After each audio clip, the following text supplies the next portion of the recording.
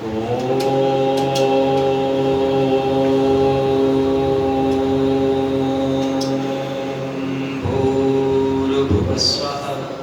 तत्सवितुर्वरेण्यं भर्गो देवस्य धीमहि धियो यो नः प्रचोदयात्। ॐ वेदाहमेतं पुरुषं महन्तम् आदित्यवर्णं तं सह परस्तात् तमेव विदित्वाति मृत्युमेति न अन्यपन्था विद्यते यनात् न अन्यपन्था विद्यते यनात्। ॐ खं ब्रह्मा। आज आर्य समाज के इस श्रावणी महोत्सव में प्रथम दिवस की दूसरी सभा में उपस्थित मेरे से पूर्व आपने जिनके बहुत ही सुंदर उद्बोधन को सुना, वेदनिष्ठ भजनों के माध्यम से हम सबका मार्गदर्शन कर रहे थे मेरे अग्रज भ्राता आदरणीय प्रदीप शास्त्री जी। इस आर्य समाज NS3 फरीदाबाद के बहुत सुयोग्य पुरोहित धर्माचार्य आदरणीय आचार्य विवेक शास्त्री जी और फरीदाबाद वेद प्रचार मंडल के महामंत्री और आप सबको एक बहुत ही व्यवस्थित तरीके से आपस में जोड़कर रखने वाले बहुत विनम्र स्वभाव का है ईश्वर ने उनको दिया। ऐसे मेरे बहुत ही आदरणीय श्रीमान जितेंद्र शुक्ल जी, हमारे मध्य में बहुत सी महान विभूतियां आप सब लोग यहाँ एकत्रित हुए हैं। बहुत अनुभवी विद्वान स्वाध्यायशील आप सब लोग यहाँ बैठे हैं। प्रथम बार आप सबके दर्शन करने का अवसर मुझे मिला है। आर्य समाज संगठन के माननीय प्रधान जी हमारे मध्य में उपस्थित हैं, करमचंद शास्त्री जी, तमाम बैठे हुए अन्य समाजों के पदाधिकारी बंधुओं और मेरी पूजनीय वंदनीय मातृशक्ति माता बहनों प्यारे बच्चों। बहुत सुंदर गीत अभी आपने आदरणीय प्रदीप जी से सुने और एक गीत में वो कह रहे थे कि परमात्मा सबसे बड़ा है। एक व्याहृति बोलते हैं मह, तो मह का तात्पर्य क्या है? वो परमात्मा महक है, माने सबसे बड़ा है। और परमात्मा सबसे बड़ा है तो किस लिए सबसे बड़ा है? क्योंकि उस परमपिता परमात्मा का सामर्थ्य संसार के समस्त जीवों के सामर्थ्य से बड़ा है। और परमात्मा इसलिए भी बड़ा है क्योंकि परमात्मा अपने किसी भी कार्य में किसी दूसरे की सहायता करता है।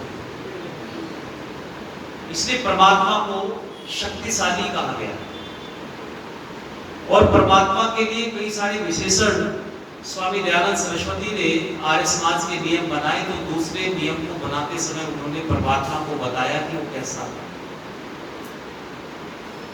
हमारा उद्देश्य श्रावणी पर्व के इस महोत्सव को सफल बनाने का इतना मात्र है कि हम वो सीख जाएं जो स्वामी दयानंद हमको सिखाना चाहते हैं। अगर आप लोग उतना भी सीख गए इस जीवन में तो याद रखना कि ये जीवन आपका सार्थक हो गया, सफल हो गया। स्वामी दयानंद सरस्वती ने सबसे ज्यादा जोर दिया है कि मनुष्य इस शरीर को धारण करके, क्योंकि उन्होंने पढ़ा था, उपनिषद कहती है कि इह चेत वेदिद सत्यमस्ति ना चेदिह वेदिद महति विनष्टि। यानी इस जन्म में ईश्वर को जान लिया तो ठीक, नहीं तो महति विनष्टि, बहुत विनाश।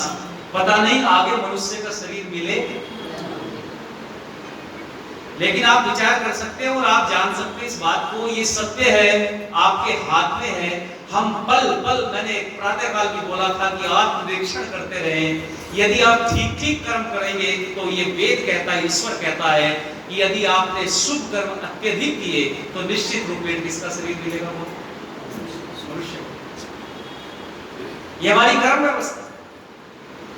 पर बंधुओं विचार करिए कि हम इस जीवन में चले कैसे। तो चलने के लिए हमको वेद दिया और वेद के माध्यम से हमको पता चलता है ईश्वर कैसा है।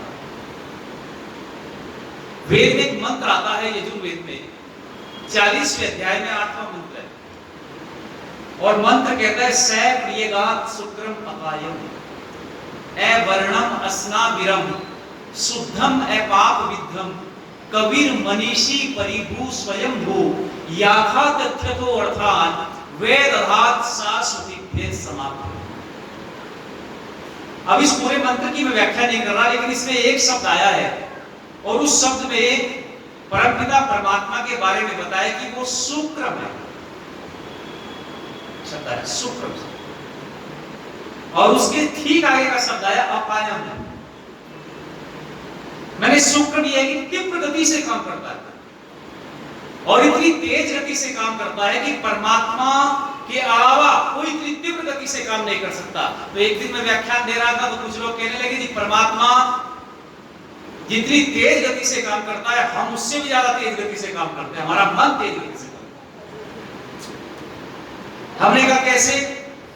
तो व्यक्ति खड़ा होकर कहने लगा देखो आचार्य जी आपका मन कितनी तेज गति से दौड़ेगा। उसने कहा कि आगरा का ताजमहल।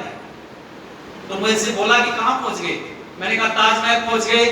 तो उसने कहा देखो हम परमात्मा से तेज काम करते हैं ना। मैंने कहा नहीं नहीं, परमात्मा से फिर भी हम तेज नहीं हुए। क्यों? क्योंकि याद रखो हम तो वहां गए तो जाने के लिए कुछ क्षण मिले, पर जल्दी बोल दो ताजमहल पर परमात्मा है कि नहीं? परमात्मा यहां भी है, परमात्मा हमारे अंदर भी है और जल्दी बोल दो परमात्मा वहां पर भी है। यानी सर्वत्र परमात्मा विद्यमान है, इसलिए परमात्मा पहले से सब जगह पहुंचा हुआ है। इसलिए परमात्मा तीव्र गति से काम। वेद में शब्द है शुक्रम है, तीव्र गति से काम और तीव्र गति से काम करता है। इसलिए प्रत्येक जीवात्मा के कर्मों का हिसाब बोलो। और अगर तीव्र गति से काम न करता तो जीव कितने हैं आप विचार करके देखिए संसार में। ये हमारी दृष्टि में नहीं आ सकता। जीवों की संख्या के बारे में कहा है ये परमात्मा के संज्ञान में है। परमात्मा जानता है कि जीवों की संख्या कितनी है, पर सीमित है। लेकिन ये हमारी बुद्धि में नहीं आएगा, ये आत्मा की बुद्धि में नहीं, ये तो परमात्मा की व्यवस्था है। परमात्मा जानता है जीव कितने हैं। और आप विचार करके देखो एक पत्थर के अंदर भी जीव है और संसार में कितने प्राणी हैं। सारे प्राणियों के प्रत्येक कर्म का हिसाब रखना ये क्या सामान्य गति से हो सकता है? आप विचार कर रहे एक व्यक्ति है उसके हाथ में क्रिकेट की बॉल दीजिए, 5-7 बॉल दे दीजिए और उन बॉल को आप अलग अलग दिशाओं में फेंको और उसको बोलो कि एक ही समय में इन सारी बॉल पर ध्यान रखना। बताइए क्या रख पाएगा?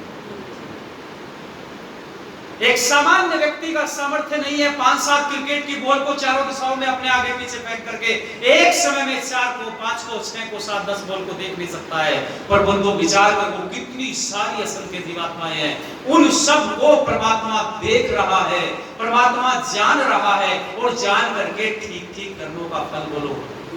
इसलिए वेद कहता है परमात्मा शुक्र बहुत तीव्र गति से। और वेद में आया है अकायम है, मैंने काया से रहित है।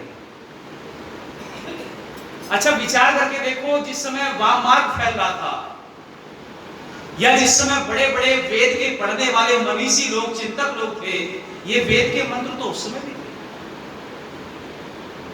ये यजुर्वेद का 40वां अध्याय तो उस समय भी था। ये वेद का मंत्र तो उस समय भी सब लोगों से कह रहा था कि ईश्वर का स्वरूप ऐसा अकायम है, वो काया रहित है, शरीर रहित है। जब ये उस समय था तो फिर शरीर ईश्वर का काया कैसे लोगों ने बना दी? आप विचार करना, ये था आर्यों का आलस्य और प्रमाद। क्यों? क्योंकि हमने वेदों का पढ़ना पढ़ाना बंद कर दिया और उस अज्ञान का स्तर इतना बढ़ा। मैं आपसे कहना चाहता हूं, मानो एक शब्द आपने सुना होगा वेद व्यास, सुना है? अच्छा वेद व्यास का अर्थ क्या होता है? अच्छा वेद के मायने मैंने क्या बताया था प्रातःकाल? वेद किसे कहते हैं? ज्ञान, नॉलेज। अच्छा वेद मैंने ज्ञान हो गया, नॉलेज हो गया, और व्यास कहते हैं आर पार हो जाना। एक सर्किल है, एक वृत्त है, उसका सेंटर पॉइंट है, उससे आधा हिस्सा त्रिज्या कहलाती है, और उस वृत्त से पार हो जाना वो क्या है, उसका बोलो व्यास है। यानी उस वेद के ज्ञान को ऋग्वेद से लेकर के अथर्ववेद के, यानी ऋग्वेद के अग्निमीढ़ पुरोहितम मंत्र से लेकर के और अथर्ववेद के अंतिम मंत्र तक पढ़ जाना, उसको आर पार समझ लेना, उसको जान लेना, ऐसा करने वाले को क्या कहा जाता है बोलो, वेद व्यास। अब वेद व्यास व्यक्ति बनता है वेद को पढ़ने से, वेद को जानने से, वेद को समझने से। और मैंने कहा था कि वेद का पढ़ना विज्ञान के विद्यार्थी के लिए भी जरूरी है, वेद का पढ़ना टेक्नोलॉजी के साइंटिस्ट के लिए भी जरूरी है, वेद का पढ़ना एक मेडिकलिस्ट के लिए भी जरूरी है, जो एमबीबीएस की डिग्री करता है उसके लिए भी जरूरी है, और वेद का पढ़ना एक धर्माचार्य के लिए भी उतना ही बोलो, प्रत्येक प्राणी में। अब वेद के न पढ़ने से समस्या क्या हो रही है समाज में? आज आप देखते होंगे पिछले दिनों एक ऐसा विवाद चला था, पिछले ज्यादा लंबे समय की बात नहीं है। एक व्यक्ति से सुप्रीम कोर्ट ने कहा कि यदि तुम वेद के अंदर अयोध्या नगरी को दिखा दो तो हम मान लेंगे कि श्री राम का जन्म अयोध्या में हुआ। अब उस व्यक्ति ने एक प्रमाण निकाला और उसने कहा कि देखो मेरे पास एक मंत्र है, अथर्ववेद का एक मंत्र लिया और मंत्र को लेकर के कहा कि देखो मंत्र ये है, अष्ट चक्रा नव द्वारा देवा नाम अयोध्या। और उस व्यक्ति ने कहा कि देखो मैंने प्रमाण आपके बीच में दे दिया, ये अथर्ववेद का मंत्र है और इसमें अयोध्या शब्द आया है, इसलिए अयोध्या राम की नगरी है, अयोध्या में राम पैदा हुए, मैंने आपको प्रमाण दे दिया। और सुप्रीम कोर्ट ने भी उस प्रमाण को स्वीकार कर। पर बंधुओं ये विचार करके देखो, यदि वो प्रमाण माना जाता है तो इसका अभिप्राय ये है कि राम दशरथ के पुत्र पहले हैं और वेद बोलो, ये तो स्पष्ट हो भाई। यदि राम का, श्री रामचंद्र का जिक्र वेद के अंदर है तो तात्पर्य ये हुआ कि दशरथ के पुत्र राम पहले हैं और वेद बोलो। और यदि वेद हम पहले मानते हैं तो फिर वहां पर अयोध्या का जिक्र बोलो। याद रखिए अयोध्या शब्द वेद में है, ये शब्द वेद से ही आए हैं। जितने भी शब्द विज्ञान समाज के अंदर पड़ा है, विज्ञान समाज के अंदर पड़ा है, ये सब वेदों से निकला है। लेकिन वेदों का अर्थ क्या करना है, कैसे करना है, प्रकरण क्या चला हुआ है, विषय क्या चला हुआ है, देवता क्या चला हुआ है, इन सब चीजों को जान करके वेद को समझना पड़ता है, जानना पड़ता है। एक छोटी सी त्रुटि के कारण एकदम से अव्यवस्था फैल जाती है, और छोटी छोटी त्रुटियों के कारण से, क्यों? क्योंकि हम पढ़ते नहीं, हमने पढ़ना बंद कर दिया, हमारा स्वाध्याय छूट गया, हम वेद को जानते नहीं, समझते नहीं, और उसके कारण से हमें बहुत कठिनाइयों का सामना करना पड़ा है।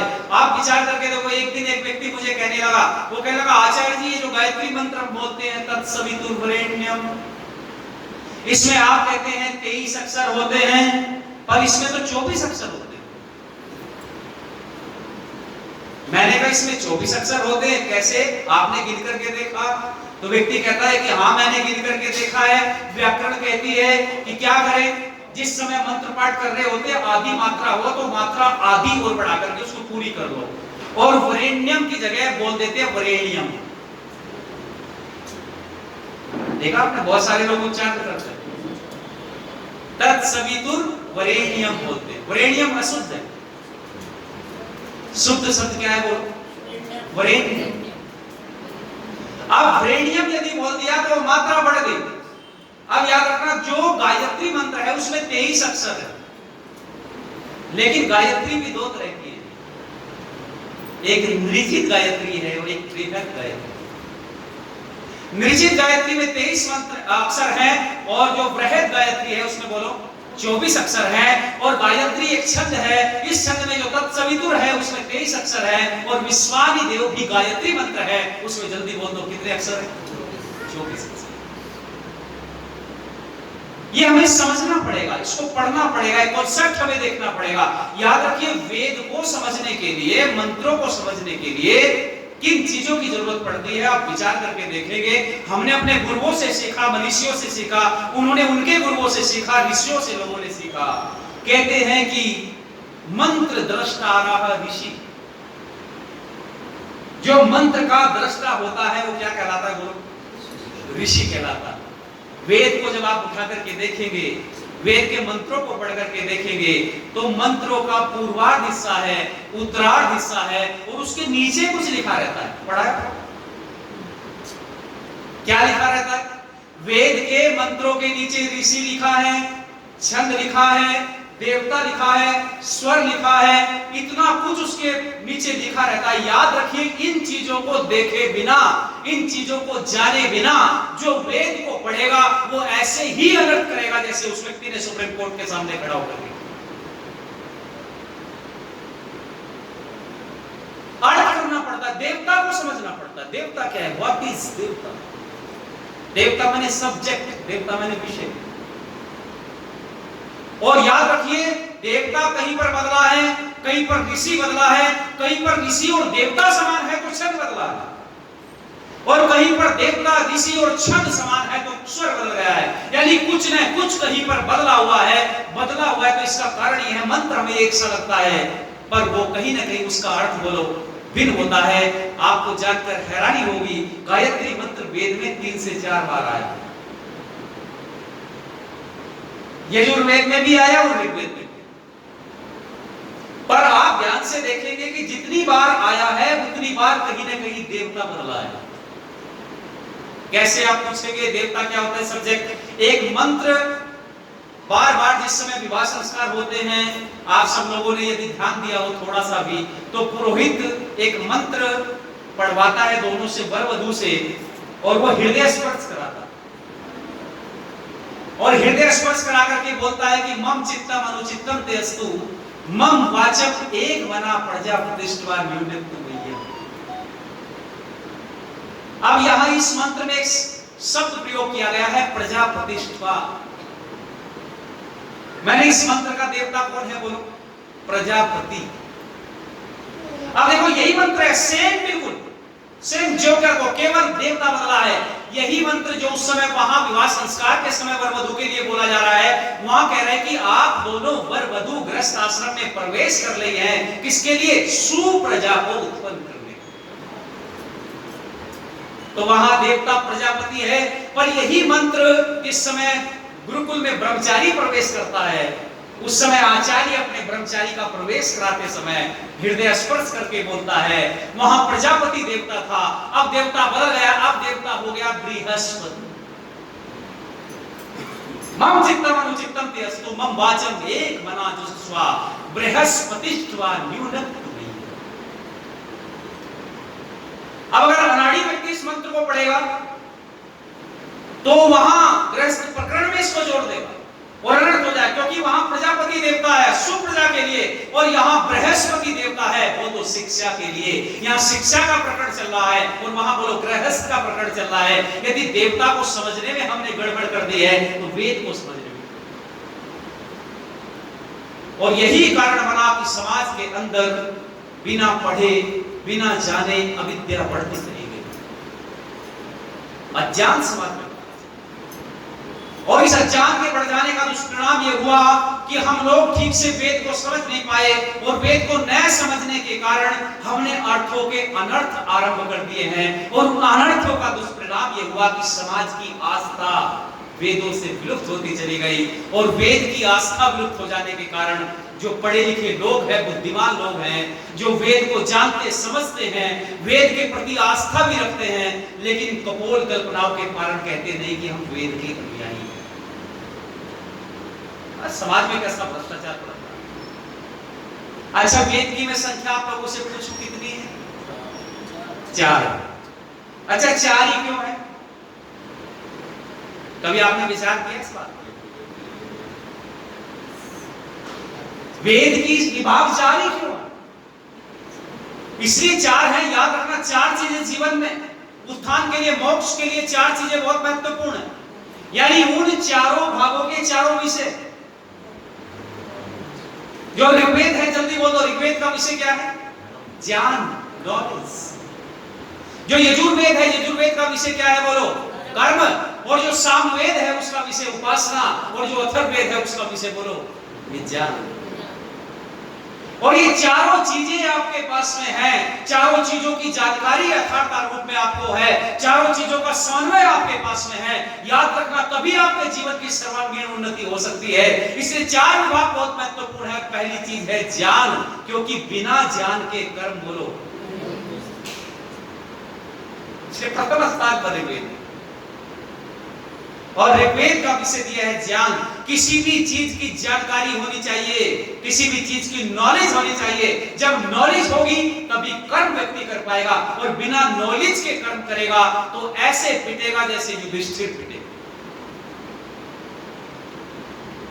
जानते पढ़ा है महाभारत? आप विचार करके देखिए। मैं आपसे पूछना चाहता हूं, जब महाराज युधिष्ठिर को ये नॉलेज नहीं थी, ये ज्ञान नहीं थी कि जुआ खेला कैसे जाता है, तो फिर क्यों खेला? और जुआ खेला तो क्या हुआ? विनाश, महाविनाश हुआ, महती विनष्टि। जब ज्ञान नहीं था, नॉलेज नहीं थी, विद्या नहीं थी, जानकारी नहीं थी, क्या करना चाहिए क्या नहीं करना चाहिए, ये जानकारी पहले कलेक्ट करनी पड़ती है, ज्ञान लेना पड़ता है, नॉलेज। और केवल मैं एक वेद के उस विषय की बात नहीं कर रहा हूं जो अध्यात्म पक्ष को मजबूत करता है, मैं जीवन के हर पहलू की बात कर रहा हूं। हर जीवन के हर विषय को पहले जानना पड़ता है। अगर जानेंगे नहीं तो कर्म बोलो नहीं कर पाएंगे, और बिना जाने कर्म करेंगे तो विपरीत कर्म करेंगे, और विपरीत कर्म करेंगे तो उसका परिणाम बोलो दुख के रूप में हमारे सामने आ जाए। एक जगह मैंने लिखा हुआ पढ़ा, एक व्यक्ति ने लिख दिया अपनी बिल्डिंग के ऊपर कि कर्म ही पूजा है। क्या लिख दिया? अच्छा, ये वाक्य ठीक है क्या? सब लोग कहते हैं कि कर्म ही पूजा है, लेकिन मैं कहता हूं ये वाक्य बिल्कुल गलत है। सारे कर्म पूजा नहीं है। यदि आपने कह दिया कर्म ही पूजा है, तो इसका मतलब चोरी करने वाला भी तो कर्म कर रहा है, तो वो चोरी का जो कर्म है वो क्या हो गया बोलो? पूजा हो गया। कर्म ही पूजा है ऐसा नहीं कहना है, बल्कि शुद्ध कर्म करना ही क्या है, जल्दी बोल दो। वो शुद्ध की जो जानकारी देगा, वो शुद्ध का जो ज्ञान हमारे अंतःकरण में आएगा, वो वेद की शरण में जाकर के आएगा। यदि इधर जाओगे तो अज्ञान विद्या से ग्रसित हो जाओगे। आज समाज में यही हो रहा है, ज्ञान हमारे पास में नहीं है। कौन सा ज्ञान? जो आर्स ज्ञान है, ये ज्ञान हमारे पास में। अरे वेद कह रहा है अपायम है ईश्वर, वेद कह रहा है ईश्वर शरीरधारी नहीं हो सकता, क्योंकि ईश्वर ने शरीर धारण किया तो वो जन्म मरण के बंधन में आ गया, और जो जन्म और मृत्यु के बंधन में आ गया उसको क्लेश होगा। और ऋषि कहते हैं, वाह मेरे ऋषि पतंजलि कहते हैं, क्लेश कर्म विपाक आसीर परामृष्ट पुरुष विशेष ईश्वर है। यानी जिसको क्लेश छू नहीं सकते, वो जल्दी बोल दो कौन है? ईश्वर। अच्छा, जो शरीर में आ गया उसको क्लेश होता है कि नहीं? दुख होता है कि नहीं? उसको दुख भी होता है, उसको क्लेश भी होता है, उसके सामने समस्याएं बाधाएं आती हैं। पर याद रखना बंधु, ईश्वर के लिए आया वो क्लेश रहित है। पर हमने कहां माना? हमारे पास कहां ज्ञान है? नहीं ज्ञान। आज दुनिया भटक रही है। कोई मक्का मदीना की तरफ जा रहा है, लाखों की संख्या में भीड़ लगी है। कोई यरूशलेम जा रहा है, कोई उस तरफ जाकर के ईश्वर को खोजना चाहता है। दन दनादन लोग जा रहे हैं, डुबकी लगवा रहे हैं, अमृत पिला रहे हैं, और पिला करके ईश्वर का साक्षात करा रहे हैं। जिसके मन में जैसा आया उसने ऐसा ही अविद्या, ऐसा ही ज्ञान समाज को परोसने का काम किया। पर ये ज्ञान नहीं है लोगों, ये अविद्या है। और यदि ज्ञान हमारे पास में आता तो कर्म बोलो ठीक होता। अब ठीक ज्ञान नहीं है तो कर्म भी बोलो ठीक नहीं। इसलिए कहा है कि ऋग्वेद को पढ़ो, ज्ञान को प्राप्त करो। तो फिर क्या करें कि कर्म, फिर यजुर्वेद से सीखोगे कैसे करना। यजुर्वेद बताएगा क्या क्या कर्म करने योग्य है, कौन से कर्म को करने से शक्ति मिलती है, सामर्थ्य मिलता है, आत्मबल मिलता है, किस कर्म को करने से मानसिक शांति मिलती है। ये बहुत जरूरी है। सामा शांति रेधि, यानी वो शांति जो इन सब में हम चाहते हैं, उससे पहले वो शांति मेरे अंदर आ जाए। यदि मैं अशांत रहूंगा, दुनिया कितनी ही शांत रहे, वो शांत दुनिया भी मुझे क्या लगेगी बोलो?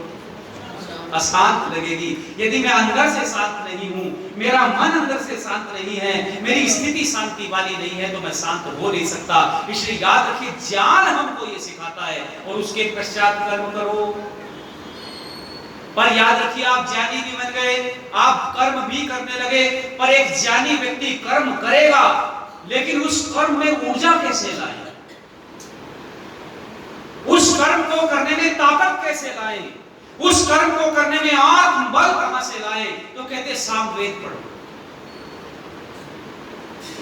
ज्ञान के लिए ऋग्वेद पढ़ो, कर्म करने के लिए यजुर्वेद पढ़ो, और उस कर्म को पूरी ताकत के साथ करने के लिए सामवेद पढ़ो। सामवेद उपासना का विषय है, और कहते हैं कि वो परमपिता परमात्मा कृष्ण के मुख से कहला रहे हैं। गीता के अंदर कृष्ण कहते हैं खड़े होकर के अर्जुन से कि उस परमात्मा ने वेद में उपदेश दिया है कि मैं वेद में सामवेद हूं। कृष्ण कह रहे हैं, अर्जुन को समझा रहे हैं कि परमपिता परमात्मा ने वेद में आदेश दिया कि मैं वेदों में सामवेद हूं, अर्थात मैं वेदों में उपासनीय हूं। मेरी उपासना करके व्यक्ति मोक्ष को प्राप्त कर सकता है, जीवन में स्थायी आनंद को प्राप्त कर सकता है। याद रखिए, जितना जितना परमात्मा के निकट जाओगे लोगों, उतना उतना परमात्मा आत्मबल देता जाएगा, उतना उतना कार्य करने की शक्ति बढ़ती जाएगी। मैं जिस समय प्रारंभिक अवस्था में समाज में विचरण करता था, उस समय सामर्थ्य इतना नहीं था। हमने सामर्थ्य बढ़ाने के लिए केवल साधना का स्तर बढ़ा। 1 घंटा प्रातः 1 घंटा सायं बैठकर के उपासना करते हैं, ध्यान करते हैं, ईश्वर का विज्ञान पढ़ते हैं, उस परमपिता परमात्मा के गुणों का चिंतन करते हैं। जितना जितना चिंतन करते जाते हैं, उतना उतना सत्य कहने की ताकत बोलो बढ़ती है। ये हम स्वानुभव की बात, सत्य कहने की ताकत आपके अंदर आएगी, वाणी में आपकी ऊर्जा आएगी, वाणी में आपकी सामर्थ्य आएगा। आप कोई बात समाज के लोगों को कहोगे तो समाज के चित्त पर वो बात लगेगी, लेकिन कब लगेगी? आपने ज्ञानी बन गए, कर्म करने निकले और उपासना आपके साथ में नहीं है, तो याद रखना वो ज्ञान किसी काम का बोलो। उपासना ओज पैदा कर। बहुत सारे लोग भाषण देते हैं, बहुत सारे लोग प्रवचन देते हैं, दिन में जाने कितने सारे लोग आपके बीच में आकर के आपसे बात करेंगे, लेकिन याद रखना, आप अपनी उसकी उपासना का स्तर देख सकते हैं। यदि उस व्यक्ति के पास बैठकर बात करने से आपका मन लगे,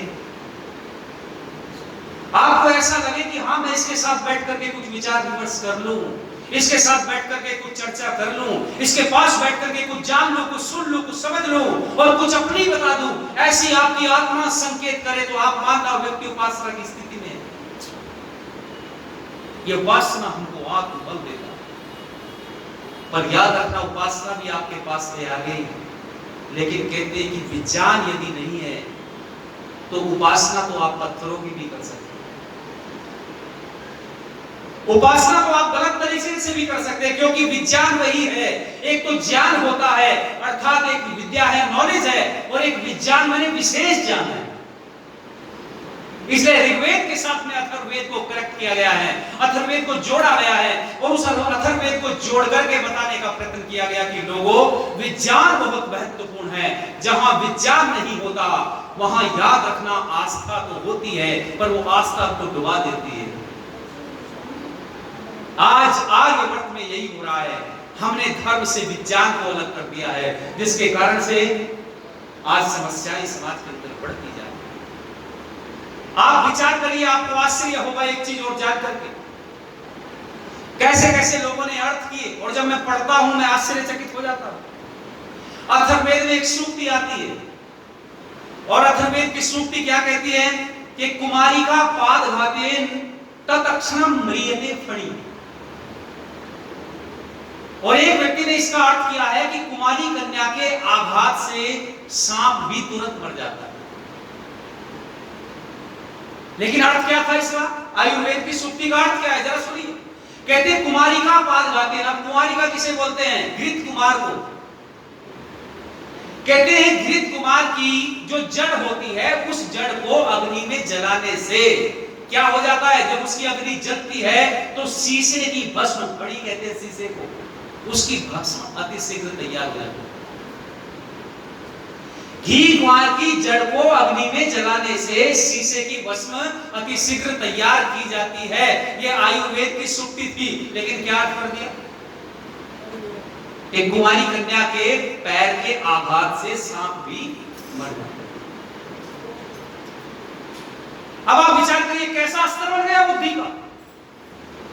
कहां सोचने समझने की अक्षमता। कारण यही बना कि हमने पढ़ना बंद कर दिया है, हमने स्वाध्याय करना बंद कर दिया है, हमारे गुरुकुल समाप्त हो गए हैं, हमारी वेद विद्या का प्रचलन समाप्त हो गया है, जिसके कारण जो जैसा कह रहा है समाज में हम लोग उसको एक्सेप्ट कर रहे हैं। मैंने ये भी ठीक, वो भी ठीक, तू भी ठीक, जो गाय को माता मान रहा है वो भी ठीक, और जो गाय को काट के खा रहा है वो भी ठीक। हर तरीके से हम सबको स्वीकार कर रहे हैं, और इसको स्वीकार करने को हमने कह दिया, हम कहते हैं कि हम लोग क्या हैं? धर्म निरपेक्ष हैं। धर्म में हमारी कोई रुचि नहीं है, वेद विज्ञान में हमारी कोई रुचि नहीं है, हमारा किसी तरीके से पढ़ने पढ़ाने से कोई लेना देना नहीं है। बस जो भी व्यक्ति आता है मंच पर आकर के अपनी कहानी गढ़ता है और उसके लाखों शिष्य बन जाते हैं। देखा है? अब तो ऐसे ऐसे गुरु आ रहे हैं, ऐसे ऐसे गुरुनी आ रही है, वो नाच रही है मंच,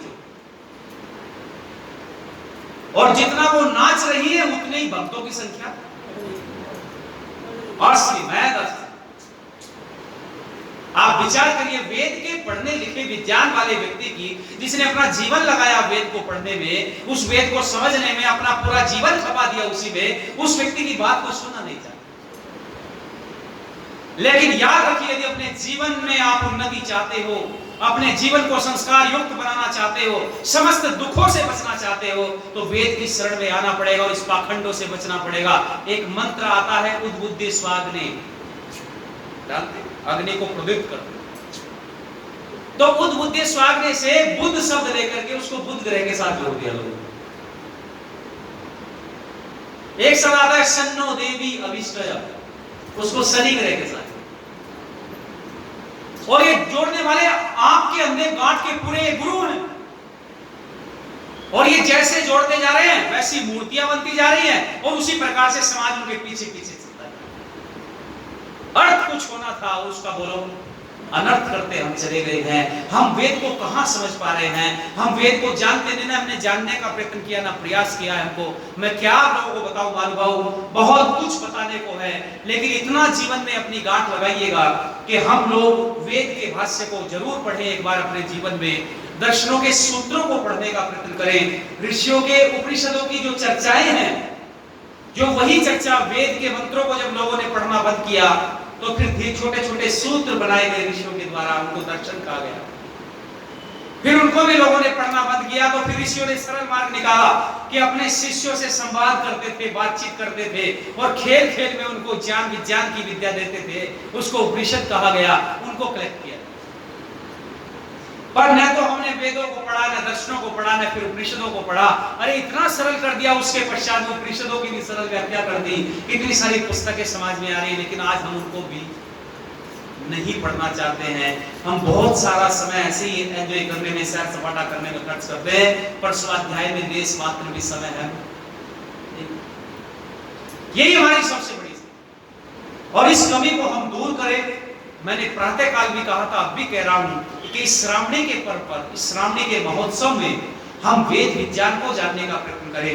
वेद का ईश्वर कैसा है, वेद का विज्ञान कैसा है, क्या ईश्वर सदा से ऐसा है सृष्टि के आदि से जैसा आज लोग बता रहे हैं? इस पर हमें चिंतन करने की जरूरत है, इसको हमें जानने की जरूरत है। इसलिए आज इस व्याख्यान से यही आप संकल्प लेके जाएं कि जो 4 विभाग वेद के किए गए हैं, ये क्यों किए गए हैं, इनका तात्पर्य क्या है, और ये वेद का ज्ञान परमपिता परमात्मा ने हमको क्यों दिया है। क्योंकि कुछ लोग कहते हैं ना, एक बात कह के वाणी को विराम देते हैं। एक व्यक्ति कहता है जी वेद कहते हैं आप परमात्मा का ज्ञान है, तो परमात्मा को न तो पानी और न वाणी। तो व्यक्ति बोला कि कहां से आई वेद वाणी? उसने मुझे कहा कि न तो परमात्मा को वाणी और न परमात्मा को पानी, पानी मैंने कहा, तो फिर ये वेदवाणी कहां से आई? अब व्यक्ति का प्रश्न सही था, उसने अपनी जिज्ञासा के हिसाब से शंका की। अब हमारा कर्तव्य बनता है समाधान करना। मैंने उससे निवेदन किया कि देखो, इस पानी की और वाणी की आवश्यकता उसे पड़ती है जो एक देशी हो। किसे पड़ती है बोलो? एक देशी। तो आप बताओ मुझे, परमात्मा सर्वदेशी है या एक देशी है? तो जो सर्वदेशी है उसको न तो पानी की जरूरत है और न बोलो वाणी की जरूरत है। व्यक्ति कहने लगा जी समझ नहीं आया। मैंने कहा चलो ठीक है, समझ नहीं आया तो समझाते हैं। मैंने वहां भी समझाया, यहाँ भी बता रहा हूं आपको। अब यहाँ सरल जी बैठे हैं जितेंद्र जी, ये यहां से लगभग 500 मीटर की दूरी पर खड़े हो और मुझे अपने पास बुला लें, तो बताओ मुझे जोर से आवाज लगानी पड़ेगी कि नहीं? जोर से आवाज देनी पड़ेगी तब आएंगे। अच्छा, ये वहां से चल करके थोड़ा गेट के नजदीक आ जाए तो क्या उतनी आवाज लगानी पड़ेगी?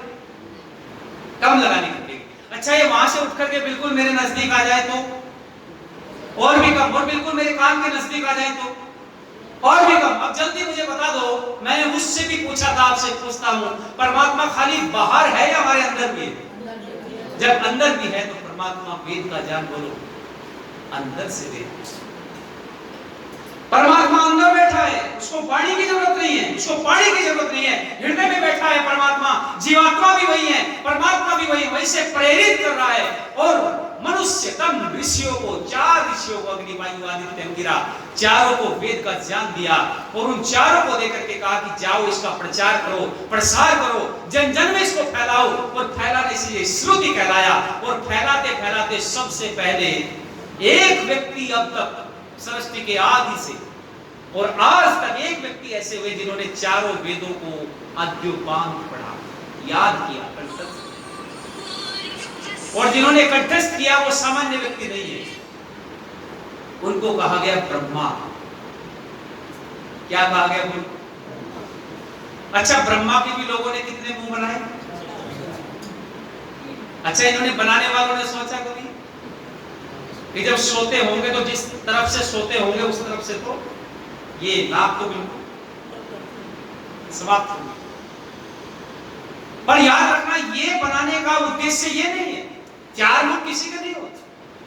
4 मुख से तात्पर्य है कि चारों वेदों को बोलो, इस बुद्धि में स्थापित कर लिया, चारों वेदों को कंठस्थ कर लिया, सारे के सारे मंत्रों को, 20,000 से ज्यादा मंत्रों को उनको कंठस्थ कर लिया, उनको जान लिया और जान करके आगे लोगों को पढ़ाया, आगे लोगों को बताया, उस वेद के विज्ञान को जीवंत किया, जिंदा रखा। और रखने वाले व्यक्ति को ब्रह्मा, और ब्रह्मा से फिर आगे वेद का विज्ञान फैला। तो मैं आपसे यही कहना चाहता हूं, इस वेद के विज्ञान को जो ब्राह्मणों ने संभाल करके रखा, ब्राह्मणों ने इसको जिंदा रखा, उन ब्राह्मणों को धन्यवाद देना चाहिए जो ऋषिवर दयानंद को ला करके जिन्होंने वेदों को थमा दिया। अगर वेद ना ही मिलते तो क्या होता? समाप्त भी हो सकते थे। पर याद रखिए, किसी न किसी रूप में इनको जिंदा रखने का काम किया गया। और कैसे जिंदा रखा, ये ऋषिवर दयानंद की परिपाटी कैसे चलती थी, कैसे ब्राह्मणों ने वेद को जिंदा करने का काम किया, इस पर हम आने वाले समय में चर्चा करेंगे। बहुत सारी महत्वपूर्ण चर्चाएं, गूढ़ चर्चाएं, क्योंकि मैं इसलिए इन विषय पर बात कर रहा हूं आप लोगों से। लंबे समय से आप व्याख्यान सुनते आ रहे हैं, सामान्य व्याख्यान तो आप सुन ही रहे हैं, उससे आगे की चीजें आप सुनने का प्रयत्न करो, उससे आगे थोड़ा सा बढ़ने का प्रयत्न करो। अगर हम उससे आगे बढ़ने का प्रयास करेंगे तो नई चीजें हमको सीखने को अवश्य मिलेंगी। तो ये चर्चाएं आगे भी बढ़ती रहेगी। अब समय बहुत तेज गति से आगे बढ़ गया, जितना मुझे दिया गया था मैं वाणी को यहीं पर विराम देता हूँ। प्रातःकाल आप आइए, अपने बच्चों को साथ में लेकर के यदि उपस्थित हों। कल प्रातःकाल हम बहुत ही सुंदर सा एक विषय, आध्यात्मिक विषय लेंगे, उसमें आपको अत्यधिक लाभ मिलेगा। और शाम के समय में भी कुछ बातें, कुछ चर्चाएं आपके बीच में करने का प्रयास करेंगे। हमारे व्याख्यान आप लोग YouTube के माध्यम से अपने घर पर भी सुन सकते हैं। आचार्य अनूप शास्त्री आप डालेंगे तो हमारे सारे व्याख्यान आपको मिल जाएंगे। आप वहां पर बैठकर अपने बच्चों को वो चीजें बताया करो, सुनाया करो, क्योंकि सुनने से संस्कार बनते जाते हैं, संस्कार प्रगाढ़ होते हैं। और हम सब मिलकर के एक बड़ा काम कर रहे हैं। वैसे तो मैं आपको ये सब बातें अंतिम व्याख्यान के समय बताने वाला था, लेकिन मैं अभी भी एक चीज आपको बताना चाहता हूँ कि हमारा उद्देश्य वर्तमान समय में जो विद्वानों की संख्या निरंतर घटती जा रही है, जो बहुत बड़े विचार का विषय है, बहुत बड़े शोध का विषय है, कि गुरुकुलों के अंदर से हजारों की संख्या में पढ़ने वाले नवयुवक, और जब मंचों पर देखते हैं तो कोई भी नजर नहीं आता है, संख्या निरंतर घट रही है। उसका कारण क्या है, उस पर हमने बहुत विचार किया, हमने उस पर शोध किया और शोध में हमने ये पाया कि जब ब्रह्मचारी वहां से पढ़ कर के निकलता है तो उसको समाज में क्या बोलना है, कैसे बोलना है, किस शैली में बोलना है, उसको प्लेटफॉर्म कैसे मिलेगा, उसको आगे कैसे बढ़ाया जाएगा, इस चीज को उसको साथ देने वाले कौन लोग होंगे, उसको आगे कैसे बढ़ाने का काम किया जाएगा, इन सब चीजों पर विचार करने के लिए हम एक संस्था का निर्माण कर रहे हैं, जिसमें प्रति वर्ष गुरुकुल से पढ़कर निकलने वाला ब्रह्मचारी 2 वर्ष शिक्षा लेगा और उस पाठ्यक्रम को पूरा करके वो एक उत्तम शैली में एक प्रबुद्ध विद्वान बनकर के समाज में आएगा तो समाज की काया बन जाएगी। ये मेरा उद्देश्य है और जीवन का लक्ष्य है, ये मैंने करने की ठानी है, ये मैं अंत में आपको इसको बताना चाहता था। इसमें आप सबके बहुत बड़े सहयोग की आवश्यकता हमको पड़ेगी, क्योंकि बिना आपके सहयोग के हम देश मात्र भी आगे नहीं बढ़ सकते। हम समाज के लिए जी रहे हैं, समाज के लिए जिएंगे और समाज के लिए मरेंगे, यही हमारा संकल्प है। तो ये संकल्प हमारा पूरा हो, परमात्मा इसमें हमको सामर्थ्य और शक्ति दे। आप लोगों का सहयोग मेरे इसी विश्वास के साथ वाणी को एक विराम देता हूँ। आपने दर्शित होकर सुना, बहुत आभार, धन्यवाद। वाणी को विराम।